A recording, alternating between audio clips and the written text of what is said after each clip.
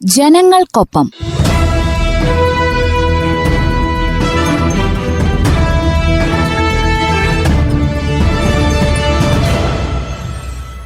വിവിധ സർക്കാർ വകുപ്പുകളെയും പദ്ധതികളെയും പരിചയപ്പെടുത്തുന്ന പരിപാടി. നിർവഹണം ജോബിഷ് ജോസ്.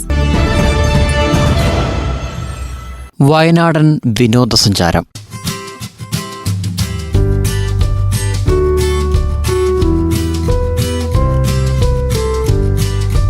വയനാടൻ ഗ്രാമങ്ങൾ, വയനാടിന്റെ പച്ചപ്പ്, വയനാടിന്റെ കാർഷിക ഭൂമി, സാഹസിക വിനോദസഞ്ചാരത്തിന്റെ വയനാടൻ ഭൂപടത്തിൽ ഇടം പിടിച്ചു നിൽക്കുന്ന മലനിരകൾ, കാഴ്ചയുടെ കലവറ തന്നെയാണ് വയനാട്. വലിയ പാറക്കെട്ടുകളിൽ നിന്നും ആർത്തുലച്ച് താഴ്വരകളിലേക്ക് തലതല്ലിപ്പായുന്ന അരുവികൾ, ആ അരുവികളുടെ നിലയ്ക്കാത്ത ആരവങ്ങൾ, വയനാടിന്റെ പടിഞ്ഞാറൻ ചക്രവാളത്തിൽ ബാണാസുര മലയുടെ കാവൽ, നേരെ എതിർവശത്ത് ചെമ്പ്രമലയിലെ കാഴ്ചകൾ, ഇതെല്ലാം സാഹസിക സഞ്ചാരികളുടെ സ്വപ്നഭൂമിയാണ്. വയനാട്ടിലെ വിനോദസഞ്ചാര കേന്ദ്രങ്ങളുടെ മഹിമ പറഞ്ഞാൽ തീരില്ല. പക്ഷെ അതെല്ലാം നവീകരിക്കേണ്ടതും വയനാട്ടിലേക്ക് വിനോദസഞ്ചാരികളെ ആകർഷിക്കേണ്ടതുമാണ്.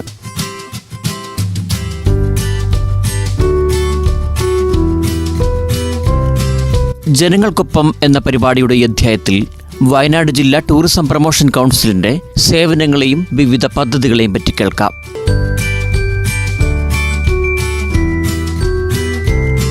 DTPC Wayanad marketing and events manager Praveen PP സംസാരിക്കുന്നു.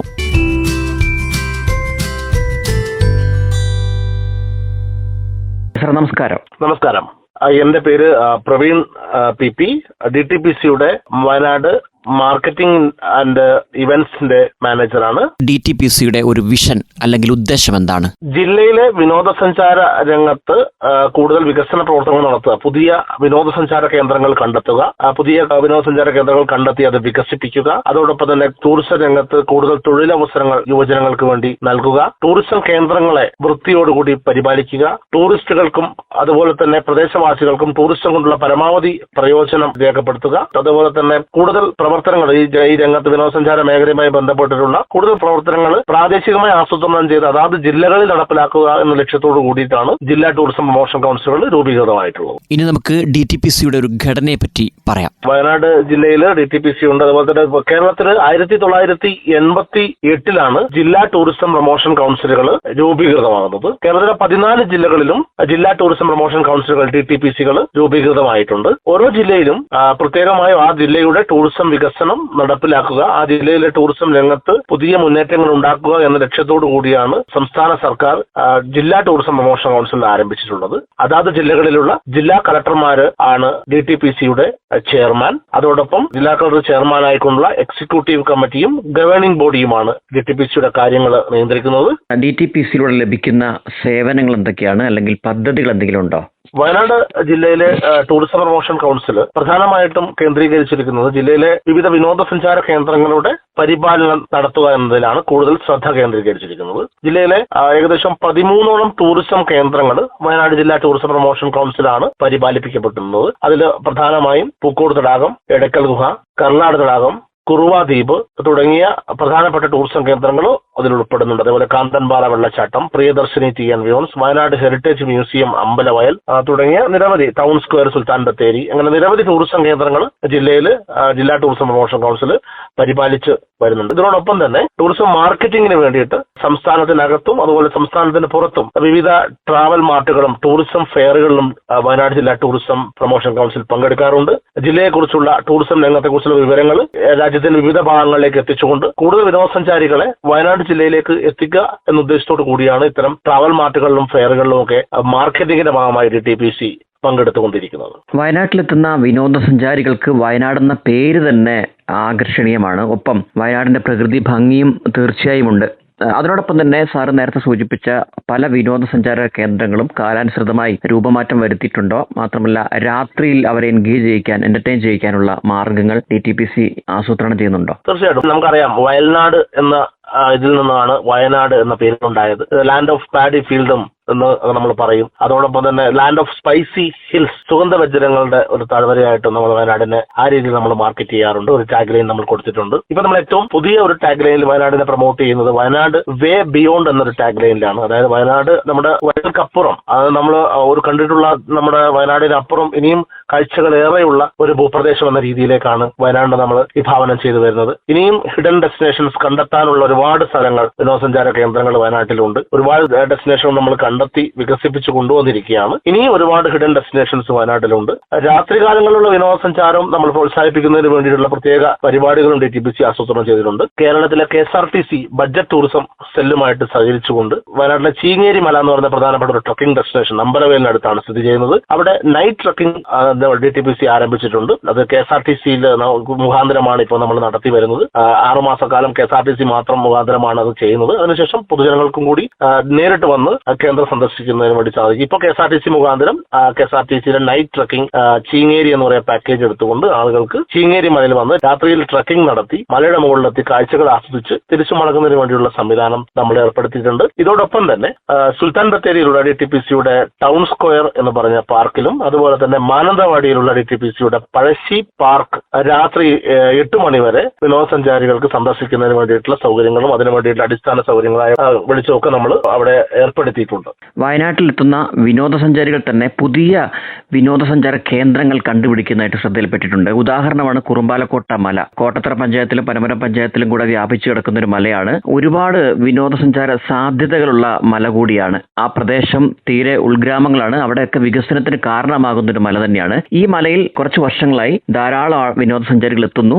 അതിന്റെ കണക്ക് നമ്മുടെ DTPC സൂക്ഷിക്കാറുണ്ടോ? ഒപ്പം എന്തെങ്കിലും തരത്തിലുള്ള പുരോഗതി കുറുമ്പാലക്കോട്ടയിൽ സ്ഥാപിക്കാനോ നിർമ്മാണ പ്രവർത്തനങ്ങൾക്കോ ലക്ഷ്യമിടുന്നുണ്ടോ? കുറുമ്പാലക്കോട്ട വളരെ മനോഹരമായിട്ടുള്ള ഒരു പ്രദേശമാണ്. കുറുമ്പാലക്കോട്ടയെ സംബന്ധിച്ചിടത്തോളം സോഷ്യൽ മീഡിയയുടെ, നമ്മുടെ സമൂഹ മാധ്യമങ്ങളുടെ ഒരു പ്രചരണത്തിന്റെ ഫലമായിട്ടാണ് കൂടുതൽ സഞ്ചാരികൾ യഥാർത്ഥത്തിൽ കുറുമ്പാലക്കോട്ടയിലേക്ക് എത്തിയിട്ടുള്ളത്. സോഷ്യൽ മീഡിയയുടെ പ്രൊമോഷന്റെ ഭാഗമായിട്ട് യുവജനങ്ങളൊക്കെ തന്നെ കൂടുതലായിട്ടും കുറുമ്പാലക്കോട്ടയുടെ റീൽസ് കാര്യങ്ങളൊക്കെ തന്നെ സോഷ്യൽ മീഡിയയിൽ കണ്ടുകൊണ്ടാണ് ആ ഒരു ഡെസ്റ്റിനേഷൻ പ്രൊമോട്ട് ആയിട്ടുള്ളത്. അടിസ്ഥാനപരമായിട്ട് ആ പ്രദേശത്തിന്റെ ഭൂമിയുടെ ഒരു ലഭ്യത സംബന്ധിച്ചിട്ടുള്ള ഒരു വിഷയം ഉള്ളതുകൊണ്ടാണ് അതിന്റെ വികസന പ്രവർത്തനങ്ങൾക്ക് ചെറിയൊരു തടസ്സം ഇപ്പൊ നിലവിൽ വന്നിട്ടുള്ളത്. പക്ഷേ DTPCയും അതുപോലെ തന്നെ ജില്ലാ ഭരണകൂടവും അവിടെ ഭൂമി ലഭ്യതയ്ക്ക് വേണ്ടിയിട്ടുള്ള ശ്രമം നമ്മൾ നടത്തുന്നുണ്ട്. ഭൂമി ലഭ്യത ഉണ്ടെങ്കിൽ നമുക്ക് തീർച്ചയായിട്ടും അതൊരു ടൂറിസം കേന്ദ്രമായിട്ട് തന്നെ വികസിപ്പിക്കുന്നതിന് വേണ്ടി സാധിക്കും. ആളുകൾ തന്നെ കണ്ടെത്തിക്കൊണ്ടുപോകുന്ന കേന്ദ്രങ്ങളിൽ നമുക്ക് പറയാനുള്ളത് വളരെ സുരക്ഷിതമായിട്ട് വേണം ആളുകൾ അത് അവിടുത്തെ ആ സ്ഥലങ്ങളിലേക്ക് പോകാൻ എന്നുള്ളതാണ്. കാരണം യാതൊരു അതോറിറ്റിയുടെയും ഇതില്ലാത്ത ഇതുപോലുള്ള കേന്ദ്രങ്ങളിൽ പോകുന്ന സമയത്ത് നമ്മൾ സുരക്ഷയ്ക്കുള്ള പ്രശ്നങ്ങളുണ്ടാകും. അവരുടെ സുരക്ഷിതത്വം ഉറപ്പുവരുത്തുക എന്നുള്ളൊരു വിഷയമുണ്ട്. അത് ആളുകൾ, സഞ്ചാരികൾ അത് ശ്രദ്ധിക്കണം എന്നാണ് നമുക്ക് പറയാനുള്ളത്. കാരണം മറ്റൊരു സുരക്ഷാ വേലികളോ കാര്യങ്ങളോ ഒന്നും ഇത്തരം സ്ഥലങ്ങളിൽ ഉണ്ടായിരിക്കില്ല. ആളുകൾക്ക് കാൽ വഴുതി വീഴാനുള്ള സാധ്യതകളൊക്കെയുള്ള ഡെസ്റ്റിനേഷനാണ്. അപ്പൊ ആ രീതിയിലുള്ള ശ്രദ്ധ ആളുകൾ വേണം. കാരണം നമ്മളൊരു എസ്റ്റാബ്ലിഷ്ഡ് ആയിട്ട് ടൂറിസം വകുപ്പ് പ്രഖ്യാപിക്കപ്പെട്ടിട്ടുള്ള സ്ഥലങ്ങളിലേക്ക് കൂടുതൽ സഞ്ചാരം അവർ മാറ്റേണ്ടതാണെന്നുള്ളതാണ് നമ്മളുടെ അഭിപ്രായം. അല്ലാത്ത സാഹചര്യങ്ങളിൽ ഇത്തരം അപകടങ്ങൾക്കുള്ള സാധ്യതയുണ്ട്. സുരക്ഷിതമായ വിനോദസഞ്ചാരം എന്നതാണ് DTPC ലക്ഷ്യമിടുന്നത്. വയനാട്ടിലെത്തുന്ന വിനോദസഞ്ചാരികൾക്ക് എങ്ങനെ DTPC ആശ്രയിക്കാം, അല്ലെങ്കിൽ DTPC പ്രവർത്തിക്കുന്നുണ്ട്, അവരെ കാണേണ്ടതുണ്ട്? അത്തരത്തിൽ വിനോദസഞ്ചാരികളുമായി നേരിട്ടൊരു ഇടപെടൽ അല്ലെങ്കിൽ ഒരു കോണ്ടാക്ട് നമ്മുടെ ഡിപ്പാർട്ട്മെന്റിന് ഉണ്ടാകുമോ? തീർച്ചയായിട്ടും. വയനാട് ഞാൻ നേരത്തെ പറയുകയുണ്ടായല്ലോ, DTPCയാണ് പ്രമുഖ വിനോദസഞ്ചാര കേന്ദ്രങ്ങൾ ജില്ലയിൽ മെയിൻറ്റെയിൻ ചെയ്തുകൊണ്ടിരിക്കുന്നത്. എല്ലാ വിനോദസഞ്ചാര കേന്ദ്രങ്ങളിലും നമ്മളുടെ ഇൻഫർമേഷൻ സെന്ററുകൾ പ്രവർത്തിക്കുന്നുണ്ട്. അതായത് DTPCയുടെ ഏത് ടൂറിസം കേന്ദ്രത്തിലെത്തിയാലും ഒരു സഞ്ചാരിക്ക് വയനാട്ടിലെ മറ്റ് സ്ഥലങ്ങളെക്കുറിച്ചും മറ്റ് യാത്രാ സൗകര്യങ്ങളെക്കുറിച്ചും വയനാട്ടിനെ കുറിച്ചുള്ള എന്ത് ടൂറിസം വിവരങ്ങളും ഓരോ ടൂറിസം കേന്ദ്രങ്ങളിൽ നിന്നും ലഭിക്കുന്നതിന് വേണ്ടി ഓരോ ടൂറിസം കേന്ദ്രങ്ങളിലും നമ്മുടെ ടൂറിസം ഇൻഫർമേഷൻ സെന്ററുകൾ സജ്ജമാക്കിയിട്ടുണ്ട്. ഇതോടൊപ്പം തന്നെ DTPCയുടെ കൽപ്പറ്റ സിവിൽ സ്റ്റേഷനിൽ പ്രവർത്തിക്കുന്ന ഹെഡ് ഓഫീസിലും ടൂറിസ്റ്റ് ഇൻഫർമേഷൻ ലഭ്യമാണ്. ഇതോടൊപ്പം DTPCയുടെ DTPCവയനാട്.com എന്ന വെബ്സൈറ്റിൽ നിലവിലുള്ള വിവരങ്ങൾ, നിങ്ങൾക്ക് ടൂറിസവുമായി ബന്ധപ്പെട്ടിട്ടുള്ള ഏറ്റവും അപ്ഡേറ്റഡ് ആയിട്ടുള്ള വിവരങ്ങളും ലഭിക്കുന്നതാണ്. ഫോൺ മുഖാന്തരവും DTPCയുടെ ഔദ്യോഗിക ഫോൺ നമ്പറിലേക്ക് അത് നമ്മുടെ വെബ്സൈറ്റിലൊക്കെ പബ്ലിഷ് ചെയ്തിട്ടുള്ളതാണ്. 04936202134 എന്ന ഫോൺ നമ്പറിലേക്ക് വിളിക്കുകയാണെങ്കിലും നിങ്ങൾക്ക് വേണ്ട വിവരങ്ങൾ ലഭ്യമാകും. ഓക്കെ. വയനാട് ജില്ലയിൽ ജില്ലകളിലെ ചില ഘട്ടങ്ങളിൽ പ്രത്യേകിച്ച് മൺസൂൺ സമയങ്ങളിൽ ഫെസ്റ്റ് സംഘടിപ്പിക്കാറുണ്ട് DTPC. ഒരുപാട് വർഷം മുന്നേ മഴ മഹോത്സവ് എന്ന് പറഞ്ഞ പേരിലും സംഘടിപ്പിച്ചിരുന്നു. അതുപോലെ മഡ് ഫെസ്റ്റ് സംഘടിപ്പിച്ചു. ഇത്തരത്തിൽ കൂടുതൽ പരിപാടികൾ ഈ വർഷങ്ങളിൽ DTPC ആസൂത്രണം ചെയ്യുന്നുണ്ടോ? മഴക്കാല വിനോദസഞ്ചാരം പ്രോത്സാഹിപ്പിക്കുന്നതിന്റെ ഭാഗമായിട്ട് കഴിഞ്ഞ 3 വർഷക്കാലമായിട്ട് DTPC മഴക്കാല വിനോദസഞ്ചാരത്തിന്റെ പ്രോത്സാഹനത്തിനായിട്ട് mud fest, Wayanad mud fest എന്ന പരിപാടി സംഘടിപ്പിച്ചു വരുന്നു. അതിന്റെ 3ാമത്തെ സീസണാണ് 2025 ജൂലൈ മാസത്തിൽ ഇപ്പോൾ കഴിഞ്ഞത്. ഇനി അടുത്ത വർഷം അതിന്റെ 4ാം സീസൺ വരുന്നുണ്ട്. വളരെ നല്ല റെസ്പോൺസ് ആണ് നമുക്ക് ആ പരിപാടി കൊണ്ട് ലഭ്യമായിട്ടുള്ളത്.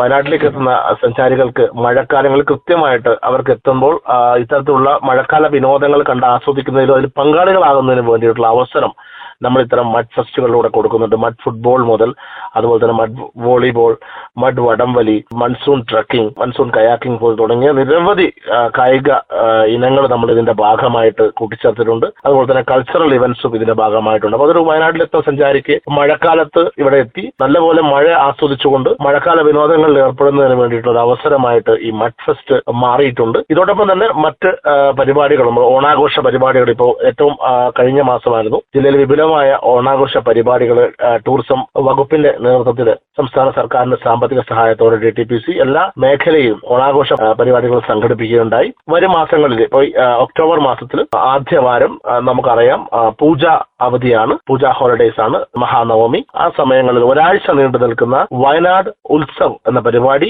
വയനാട് ജില്ലയിൽ DTPCയും ജില്ലാ ഭരണകൂടവും കൂടി സംയുക്തമായിട്ട് സംഘടിപ്പിച്ചു വരുന്നുണ്ട്. അതിന്റെ ഭാഗമായിട്ട് മാനന്തവാടി പഴശ്ശി പാർക്കിൽ 27-ന് ബഹുമാനപ്പെട്ട പട്ടികജാതി പട്ടികവർഗ വകുപ്പ് മന്ത്രി ശ്രീ OR കേളു അവർ ഇതിന്റെ ഔദ്യോഗികമായ ഉദ്ഘാടനം നിർവഹിക്കും. അതിനുശേഷം വയനാട് ജില്ലയിലെ വിവിധ കേന്ദ്രങ്ങളിൽ, അതായത് എന്നൂർ, അതുപോലെ തന്നെ കാരാപ്പുഴ ഡാം, ബാണാസുര സാഗർ ഡാം തുടങ്ങിയ പ്രമുഖ ടൂറിസം കേന്ദ്രങ്ങളിലെല്ലാം തന്നെ വൈകുന്നേരങ്ങളിൽ കൾച്ചറൽ പ്രോഗ്രാംസ്, ഫുഡ് ഫെസ്റ്റ് ഇതുപോലുള്ള നിരവധി പരിപാടികൾ സഞ്ചാരികൾക്ക് വേണ്ടി നമ്മൾ അറേഞ്ച് ചെയ്തിട്ടുണ്ട്.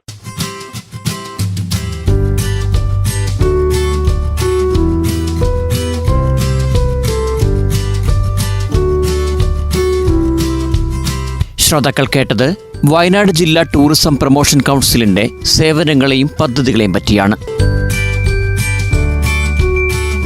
ഈ പരിപാടിയിൽ സംസാരിച്ചത് DTPC Wayanad marketing and events manager Praveen PP. ഈ പരിപാടിയുടെ അടുത്ത ഭാഗം നാളെ ഇതേ സമയം കേൾക്കാം. നന്ദി, നമസ്കാരം. ജനങ്ങൾക്കൊപ്പം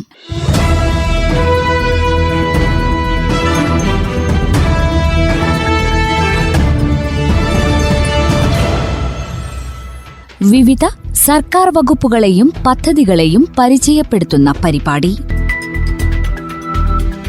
നിർവഹണം ജോബിഷ് ജോസ്.